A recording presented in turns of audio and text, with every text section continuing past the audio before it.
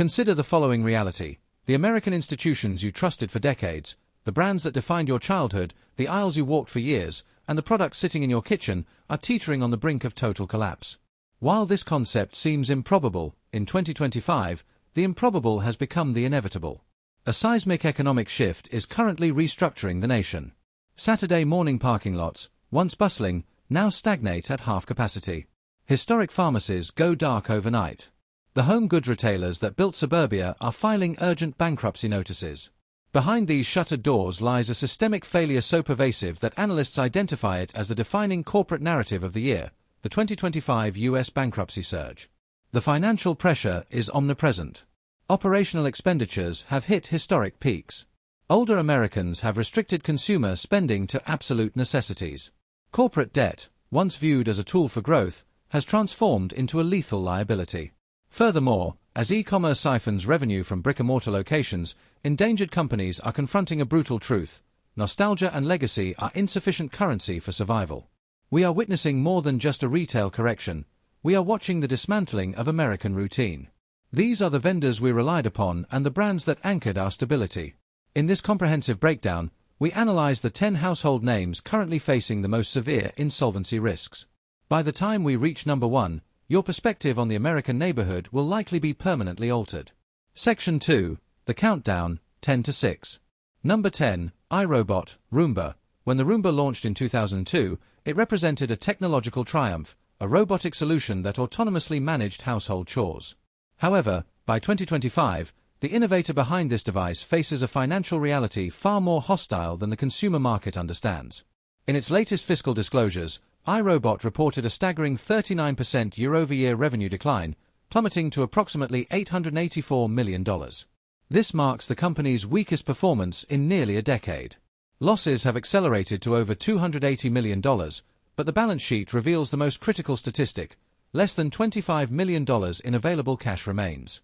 For a global hardware manufacturer, such liquidity levels trigger immediate industry alarms. The collapse of the $1.4 billion acquisition deal with Amazon was a catastrophic failure. That agreement would have eliminated long-term debt and secured vital capital. Instead, iRobot must now battle competitors like Roborock and Ecovix, whose comparable units retail for 30% to 50% less, a pricing disparity iRobot cannot leverage. While component and logistics costs remain inflated, the consumer mindset has pivoted. With battery replacements costing upwards of $70 and repairs exceeding $150, households are increasingly opting for disposable alternatives rather than investing in premium Roomba maintenance. With revenue contracting, expenses soaring, and no strategic buyout on the horizon, analysts predict iRobot's coming year will be dictated by drastic measures, ranging from aggressive restructuring to the liquidation of core assets. Number 9. Fat Brands, Fatburger, Johnny Rockets, Twin Peaks. Fatburger, Johnny Rockets, and Twin Peaks appear to be distinct dining experiences, yet they are anchored by a single parent entity now buckling under one of the heaviest debt burdens in the casual dining sector. Fat Brands pursued a strategy of aggressive expansion through acquisition, securing iconic American eateries but accumulating liabilities faster than revenue could stabilize them.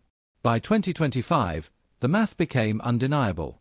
Fat Brands disclosed a debt load of roughly $1.3 billion, an extraordinarily disproportionate figure for a corporation of its scale.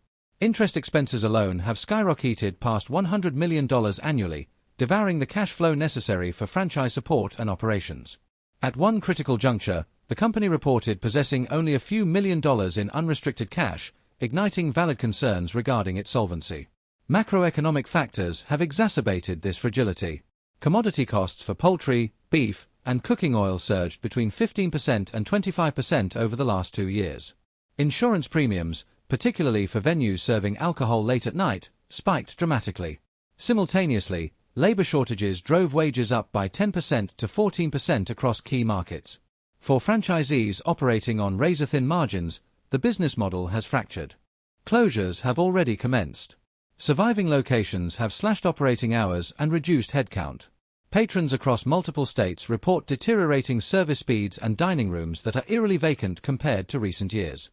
Credit agencies now categorize Fat Brands as highly distressed, warning that without significant refinancing or asset divestiture, the company will struggle to maintain the integrity of its restaurant portfolio.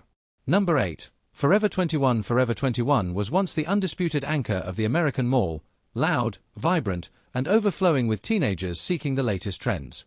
Today, the crowds that once swarmed those aisles have evaporated, and the company's fiscal outlook has deteriorated rapidly. In 2025, F21 OpCo, the operator of the brand's U.S. entities, filed for Chapter 11 bankruptcy for the second time in 6 years. The filing cited a sustained collapse in foot traffic and escalating operational overhead. Court documents outlined a contingency to shutter over 350 stores if a buyer failed to materialize. The era of generating over $4 billion in annual sales is over. By 2023, revenue had eroded below $2 billion, with margins destabilized by climbing costs in shipping, labor, and commercial rent. The competitive landscape has been ruthless. Ultra-fast fashion giants like Shein and Temu now undercut Forever 21 by 40% to 70% on comparable merchandise. Furthermore, TikTok-driven microtrends evolve too rapidly for traditional retail supply chains to match.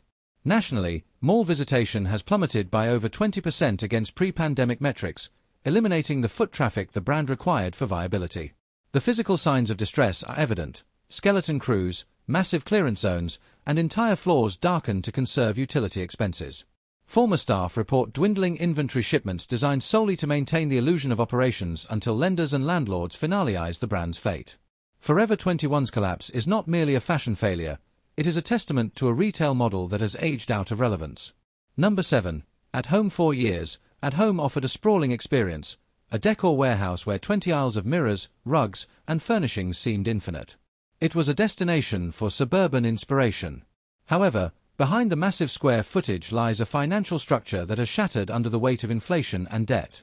In mid-2025, At Home filed for Chapter 11, exposing nearly $2 billion in total debt, largely originating from a leveraged buyout executed just prior to the inflationary spike.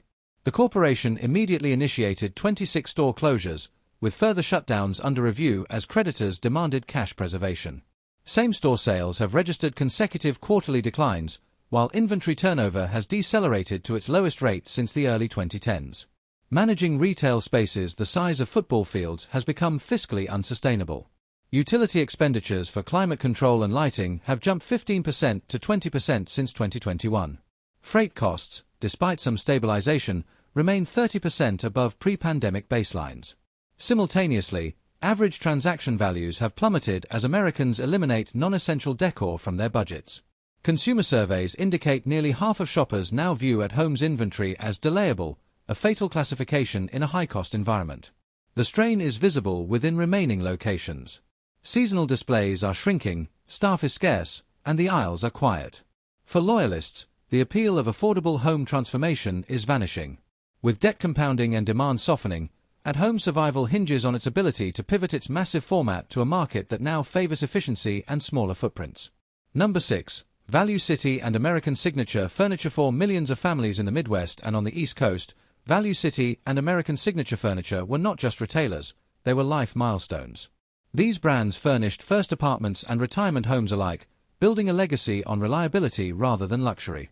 By 2025, however, that reliability reached a breaking point. The parent company reported a catastrophic revenue collapse, falling from roughly $1.1 billion in 2023 to approximately $83 million, a reported drop of nearly 27% within 2 years. Losses eclipsed $70 million, and by late 2025, the entity entered Chapter 11 with over $350 million in liabilities.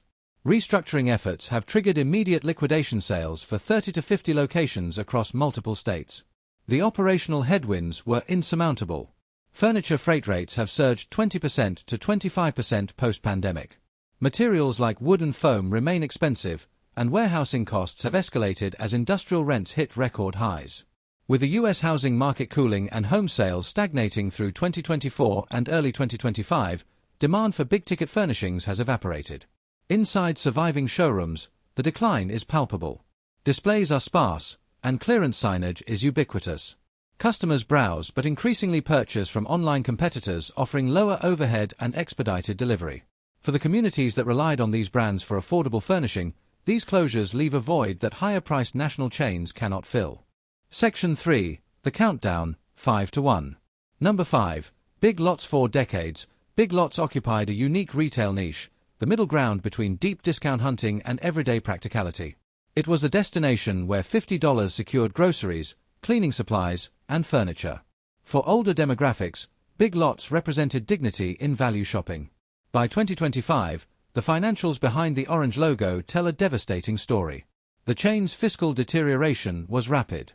In 2024 alone, Big Lots shuttered over 500 stores, marking one of the most significant mass closures in modern retail. Revenue posted double-digit declines for consecutive quarters. Margins, already compressed by inflation, were further eroded by inventory shrink driven by theft and supply chain inefficiencies.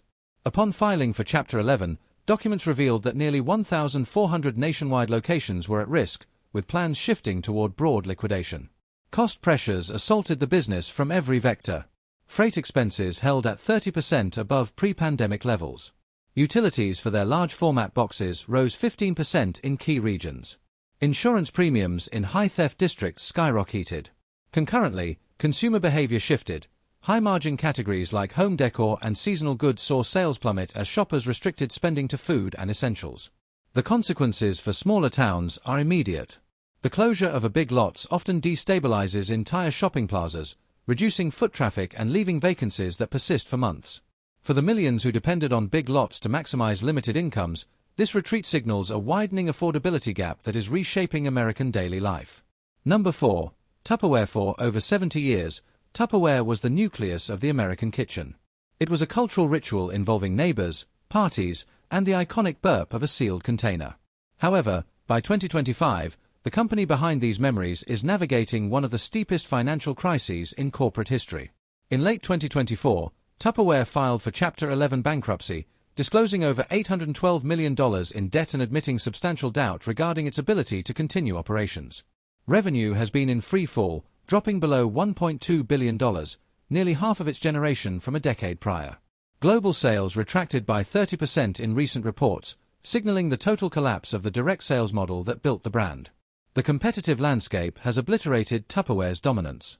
Giants like Walmart and Target offer storage solutions at prices 20% to 40% lower, while premium consumers have migrated to glass and silicone alternatives.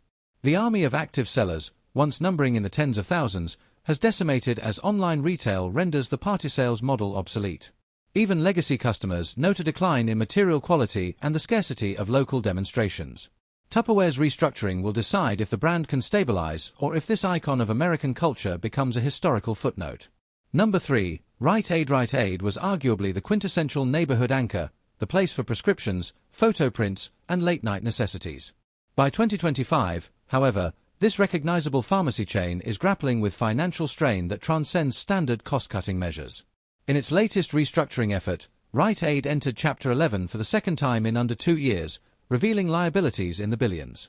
Hundreds of stores have already been liquidated, and filings suggest further closures are under review to stabilize the balance sheet. The pressure stems from shrinking front-end sales, declining prescription volume, and massive legal liabilities tied to opioid litigation, exposure that some documents estimate could exceed $3 billion. Operational challenges have compounded the crisis. Pharmacy staffing shortages drove wage expenses up by 10% to 12%. Theft in urban centers pushed shrink rates significantly above historical averages. Consequently, numerous states report closures that leave communities with severely reduced access to healthcare, creating pharmacy deserts in rural areas where Rite Aid was the sole provider. The strain is evident in remaining locations: reduced pharmacy staff, increased wait times, and merchandise locked behind plexiglass. Rite Aid's restructuring is permanently altering its national footprint, and for many neighborhoods, a closure represents the loss of a critical healthcare lifeline. Number 2. QVC and HSN, Crate Retail Group. For millions of Americans, QVC and HSN were not merely shopping networks, they were companions. The hosts and product demonstrations offered a sense of personal connection. Yet, behind this facade of comfort is a parent company facing the most difficult financial battle in its 4-decade existence. Crate Retail Group, the owner of both networks, has spent years combating rising costs and fleeing viewership. By 2025, the company's debt ballooned to nearly $7 billion. Revenue slipped below $12 billion, a significant drop from its peak, prompting credit agencies to downgrade Crate deep into distressed territory, citing a heightened bankruptcy risk within 12 to 24 months. The core issue is viewership. The traditional cable audience, Crate stronghold, has declined by over 25% since 2019 due to cord cutting. Simultaneously, operating expenses have surged. Shipping costs are up 30% over pre-pandemic norms, and warehouse labor has increased by 10% to 14%. Furthermore, product returns are consuming an increasing share of revenue. Management has acknowledged material uncertainty regarding the long-term outlook.